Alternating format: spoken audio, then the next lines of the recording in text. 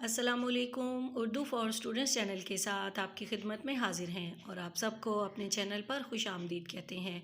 उम्मीद है कि अल्लाह ताला के फजलो करम से आप लोग बिल्कुल खैरियत से होंगे।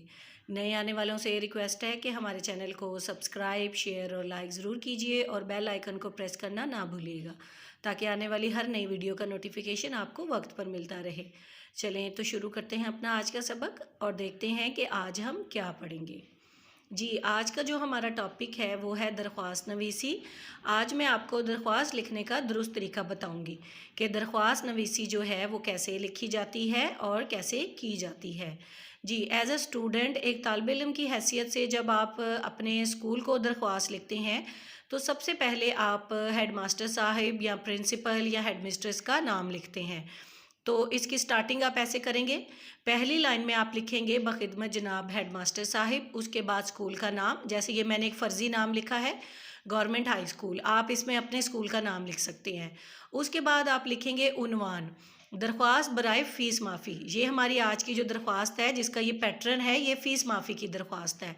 उसके बाद चौथी लाइन में जो है वो आप लिखेंगे जनाबे आली। जनाबे आली के बाद आपका शुरू होगा नफ्से मज़मून, यानी कि जो आपने एप्लीकेशन जिस चीज़ के बारे में लिखनी है उसकी सारी डिटेल जो है वो आप अपनी क्लास के मुताबिक 3 से 4 लाइनों में या एक पैराग्राफ में या 2 पैराग्राफ में लिखेंगे। अच्छा जी, वो अपनी पूरी बात लिखने के बाद जो है उसकी एंडिंग में आपने डेट लाजमी लिखनी है। डेट के बाद आप एन नवाजिश होगी या शुक्रिया भी लिख सकते हैं। और उसके बाद आपने आपका ताबिया फरमान शागिर्द अलिफ बे जीम और जमात शशम लिखना है। अलिफ बे जीम का मतलब होता है फ़र्ज़ी नाम। जी, ये एक एप्लीकेशन है आपके सामने, ये मैंने लिखी है, इसको आप पढ़िए। बखिदमत जनाब प्रिंसिपल साहिबा सनशान मॉडल स्कूल, उन्वान दरख्वास्त बराए स्कूल लाइब्रेरी कुतब जनाब आलिया, नहायत अदब से इल्तमास है कि हमारे स्कूल की लाइब्रेरी में मौजूद कुतब तालिब इल्मों की तालीमी ज़रूरियात के लिए नाकाफ़ी हैं। अक्सर किताबें काफ़ी पुरानी हो चुकी हैं। आपसे गुजारिश है कि लाइब्रेरी कुतब में खातर ख्वाह इजाफ़ा किया जाए, नई और जदीद तहकीक पर मबनी किताबें लाइब्रेरी में लिखवाई जाएँ ताकि ज़्यादा से ज़्यादा तालिब इल्म इनसे इस्तिफ़ादा हासिल कर सकें।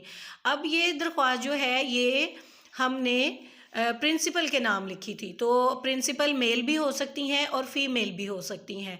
और मैंने एक पैराग्राफ में जो है वो लाइब्रेरी की किताबों की ज़रूरत के बारे में बात की है। आप इसको एक पैराग्राफ से ज़्यादा भी लिख सकते हैं। और इसके बाद आप जो है इसमें ये बता सकते हैं कि आपको कौन कौन सी किताबें चाहिए, किसी ख़ास मज़मून की किताब का भी आप इसमें ज़िक्र कर सकते हैं। तो इस तरह आप एक अच्छी सी एप्लीकेशन, एक दरख्वास्त लिख सकेंगे। और इसकी एंडिंग में आप लिखेंगे एन नवाजिश होगी मुर्खा 2 अप्रैल 2021, आपका ताबिया फरमान शागिर्द अलिफ बे जीम जमात शशम। या अगर आप लड़की हैं तो आपकी ताबिया फरमान शागिर्दा भी लिख सकती हैं। और अलिफ बे जीम का मतलब होता है कि फ़र्ज़ी नाम, आपने यहाँ पर अपना नाम लिखना नहीं होता। ख़ास तौर पर अगर आप बोर्ड का एग्ज़ाम दे रहे हैं, बोर्ड का इम्तिहान दे रहे हैं, तो वहाँ पर आप अपना नाम तो कभी भी नहीं लिखते। जी, एक और एप्लीकेशन है, मोहल्ला कमेटी के चेयरमैन के नाम दरख्वास्त लिखें और पार्क की तामीर का मुतालबा करें। बखिदमत जनाब चेयरमैन साहिब मोहल्ला कमेटी, उन्वान दरख्वास्त बराए पार्क की तमीर। नहायत अदब से गुजारिश है कि हमारे इलाके में कोई पार्क नहीं है। मोहल्ले के बच्चों को खेलने और सैर करने के लिए मोहल्ले से काफ़ी दूर जाना पड़ता है। मोहल्ले के बुजुर्ग अफराद को भी सुबह की सैर करने के लिए मुनासिब जगह चाहिए। आपसे गुजारिश है कि जल्द से जल्द हमारे इलाके में एक पार्क बनवाया जाए। उम्मीद है आप हमारी दरख्वास्त पर गौर फरमाएंगे। एन नवाजिश होगी मोरखा 5 अप्रैल 2021, दरख्वास्त गुजार अहले इलाका।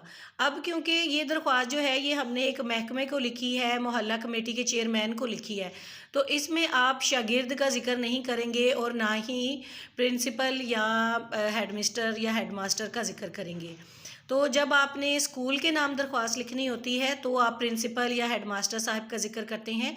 और अगर आपने वैसे किसी दूसरे महकमे में कोई दरख्वास्त लिखनी है तो दी गई दरख्वास्त के मुताबिक आप जो है वो बखिदमत जनाब के बाद लाइन लिखते हैं कि अब आपने यहाँ पर चेयरमैन साहिब लिखना है या किसी और के नाम ये दरख्वास्त लिखनी है। अच्छा जी, अब मैं आपको कुछ दरख्वास्तों के पैटर्न, उनकी स्टार्टिंग और एंडिंग जो है वो यहाँ पर लिख कर बता रही हूँ, ताकि अगर आपको किसी महकमे के नाम दरख्वास्त लिखने के लिए आती है तो आप उसकी स्टार्टिंग और एंडिंग कैसे कर सकते हैं। वीडियो को आखिर तक गौर से देखिएगा ताकि आप इन तमाम चीज़ों को अच्छे तरीके से समझ सकें। अब मुझे इजाज़त दीजिए, अगली वीडियो तक अल्लाह हाफिज़।